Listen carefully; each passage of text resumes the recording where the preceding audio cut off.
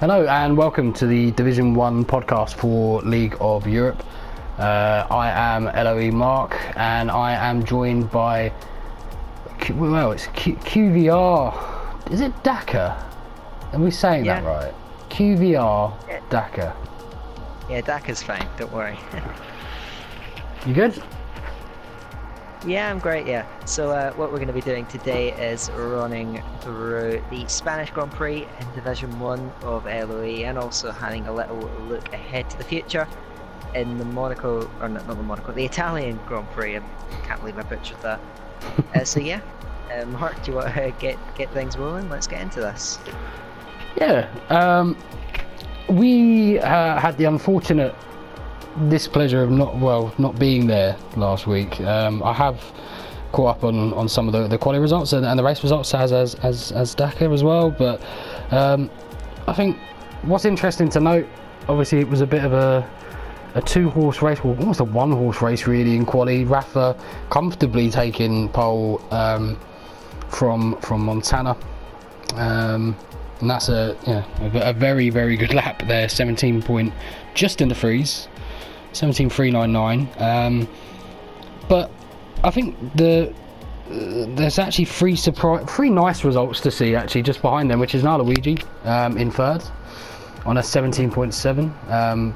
Very quick for him.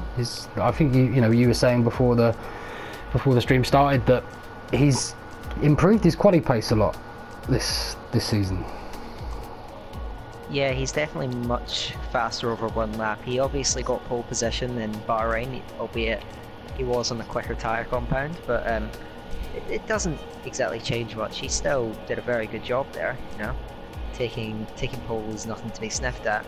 And in general, his results in qualifying have been very good this season, which was a weakness of him in the past. So yeah, definitely a guy that's improved in terms of just his raw pace, and interested to see how he keeps that up across the season. And then we have the top reserve, who is back, albeit he's as a reserve, but Killer Blue, and that was good. That's really nice to see him. I think that's his second race back now, but it was nice to see him do so well, considering he was complaining that he didn't think he would be D1 pace. But that's, I think, without question now. And then another one which is nice to see is obviously Chapelele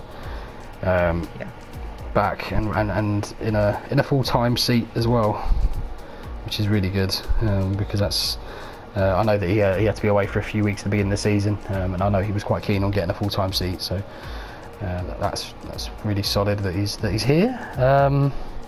Sterling, I was going to say that's a good result for him, but there's actually more good news to come, which is really positive. I don't know what Game Boys was necessarily doing, but he fancied having a go on the softs, which was interesting. Careful what you say here. He is kind of your boss, isn't he? I forget. Honourable leader. I don't know what you have to sign. I don't know what you have to call him. Like, is he like Supreme General or? Well, we can go with that. Supreme General. There we go. So, very good lap according to Dakar, and a flawless performance for Game Boys. I think it was absolutely trash, but yeah, we'll move on to the quickest Finn in Rick. He'll enjoy getting one over his well, apparently looking like maybe slightly quicker brother this game, which has not been ever the case, I don't think.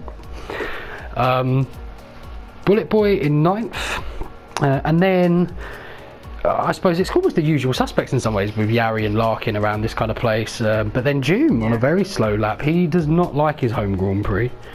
He's very vocal about that, and not the best. To be fair, I was just saying, to be fair, he was on the hard tyres, so that is going to make, he's still only 9/10 off poles. I think if I'm not exactly an expert on Spain, but I'd assume that if he was on the mediums, he'd probably be in and about where Luigi was. So That's not a bad lap from June, but obviously, yeah, starting outside the top 10's not like him for sure.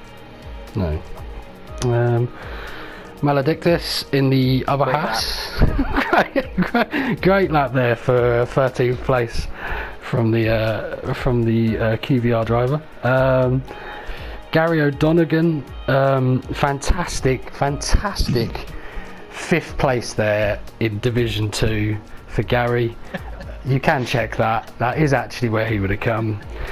And V5 with a fantastic. He would have been really happy with that in detail. I think he'd have got about 11th, and he'd have been able to start on the hard tyre. These lads, honestly, I'm really glad they've got League of Europe in front of their name as well. That really makes us look really, really good. But and then YHYY, I mean, V5 will be absolutely fantastically happy. He's just picked YHYY until he sees that he was on the hard tyre. And then Cantera and Marquez is with no lap. So, yeah, quite a mixed bag there. We've just dissed half the league there, I think. Yeah, why not? I mean, we've well, I don't know. Half the league disses us, so this is just our therapy. The race was, I'm guessing, I believe anyway, and I know there was a little bit of controversy, I believe, with Montana and Rafa. I don't think Rafa was happy. Something about, I think Montana braked late, and I believe there's an incident, and I think he may have span. But you know, can't take anything away from Montana. He got the first place. Very nice 25 points for him. I believe that's his first win. I might be completely wrong on that. Is it not? No, it's his third win. No, third win of the season. It's his third win? Yeah. Australia, Baku, and now Spain. I don't know why I thought that. Well, that's interesting because that means that there's only 3 people that have won a race, and them, and if it wasn't for Rafa DNFing at Hungary, well, that is interesting to me, because I would probably have Rafa as a quicker driver on raw pace than Montana, so that we could be in line for a bit of a tasty title battle. But Montana extends his gap to Rafa by an extra 10 points. This one's a really interesting result, and I'm glad, because at the beginning of the season he was the only person that messaged me and said, I want to be in D1, can you put me in D1?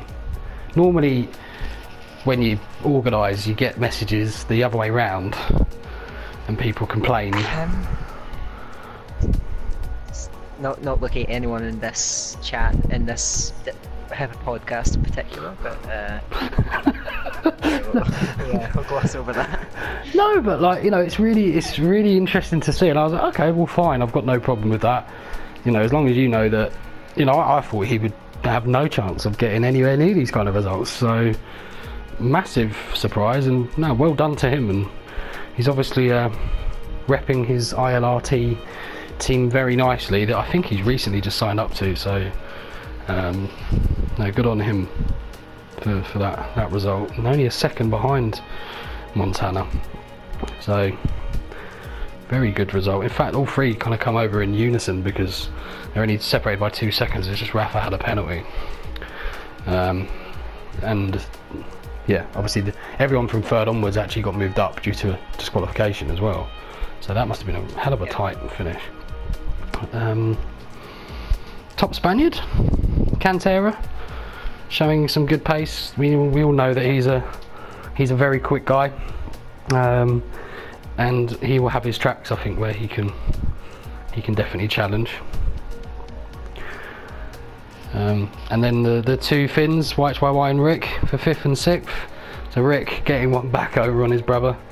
And then Luigi in 7th, which is a decent result. Larkin in 8th. Again, a lot of penalties flying around, a lot of 3 seconds here. Doom got dropped quite a number of places on pens. I think he would have been P5 without 9 seconds penalties. Yeah. So bit of a scruffy race from Jim. He didn't end up getting the fastest lap though, but I think that could be put down to him making 3 pit stops during the race. He clearly had pace. Yeah, there was a safety car, I'm pretty sure. There was. Obviously, kind of exaggerates that, but the top 8 didn't pit at all. Completely wrong. They only pitted once, so the safety car didn't really affect their strategy. So that looked like the best way to go about things. Then you've got Jari, my teammate, rounding out the top 10. Fairly standard race from him. Then we got Bullet Boy and the absolute legend that is Gary Donegan rounding out the points finishers. I wonder, we haven't checked this, but I do wonder what his race time would have put him in D2. Probably last because of the safety car. So unfortunately we can't do a like for like comparison just to ruin him on this one, which is annoying. And also there was constant rain in Division 2 that never went to Inters. Oh, I didn't know that. Which was a bit odd, but Game Boys with a fantastic unison there. They're coming in formation, the QVR lads, in the very honourable first place outside of the points and second place outside of the points. It's all that matters, really. Yeah, it's still a first and second in some people's eyes, I suppose. B5, I might have to give him back I might have to take back my fastest driver over 30 in LOE title here. Don't know what happened there. And I know that I think Sterling, Killer Blue, there was a big pile up which Killer Blue got wrecked in basically quite early on. And Shape didn't finish as well, so it was an eventful race, very eventful. Safety cars, and obviously there was big incidences. I think it might have been even the incident that the safety car trigger was the incident with Sterling and Killer. So really interesting interesting race. Gutted I couldn't see more of it when live and on the day.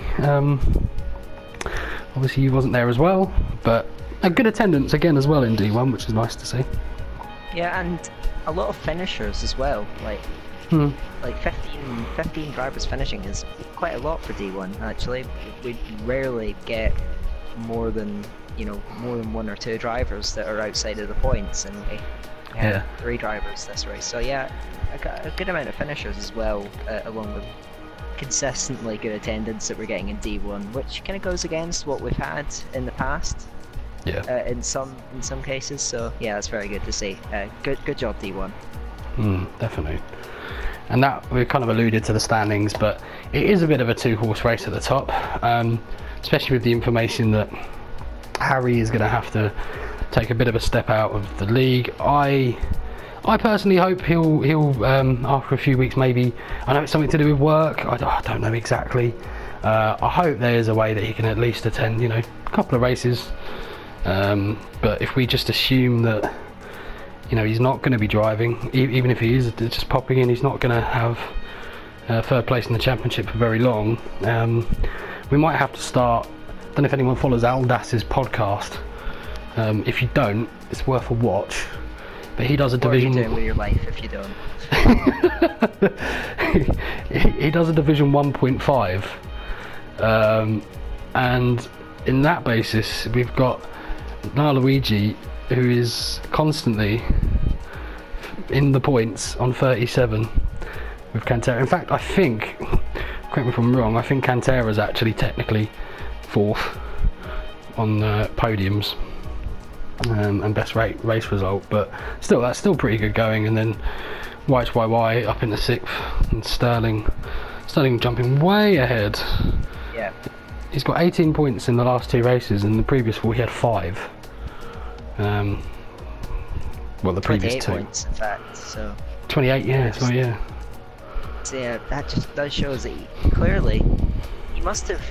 Obviously, he asked you to go in D1. He must be pretty confident about his pace on this game, and he's showing that. Up against some pretty stern competition. Despite missing 2 races, he's done a cracking job so far with 2 top results back to back.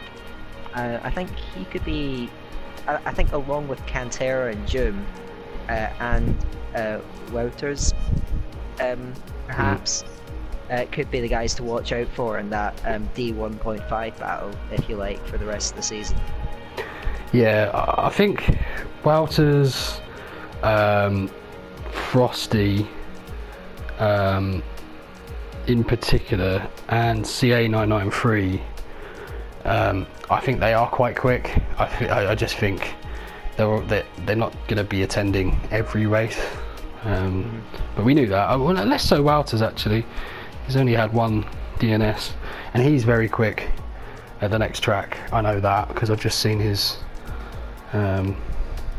leaderboard result from the esports, just randomly, which I'll have a look on the screen. Maybe he won't necessarily appreciate me actually pointing this out. I don't know, but he is actually 20th in the world,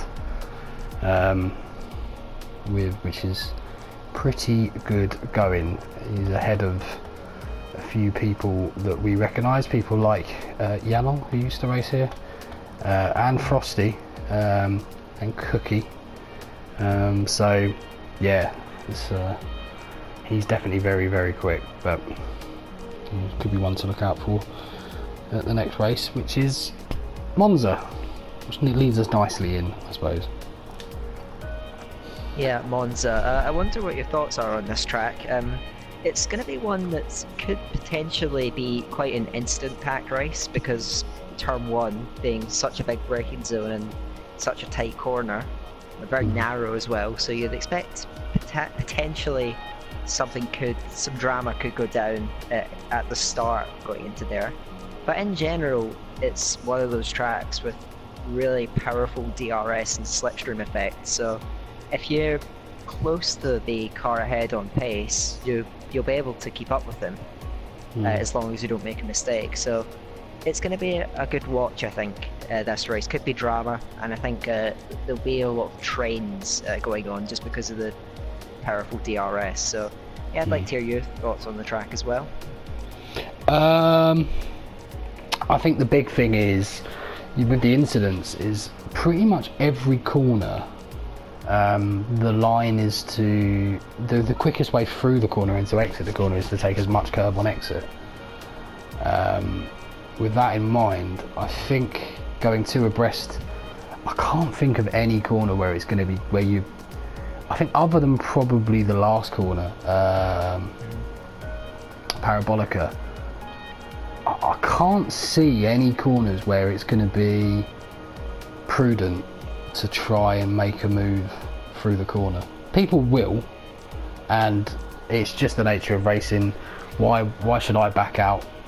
I'll let him back out, and then no one backs out, and then the things happen. But yeah, I don't know. I think it's going to be a tough one. I think with the trains, will people perhaps try and be a bit shifty, and will 11th be OP as it is in some other tracks? It hasn't been in the last few tracks, I don't think, as much as I think Australia. It's fairly good to start 11th on the harder compound, but I don't think we're giving any secrets away. It's an unusual setup because it's a fairly slam dunk soft medium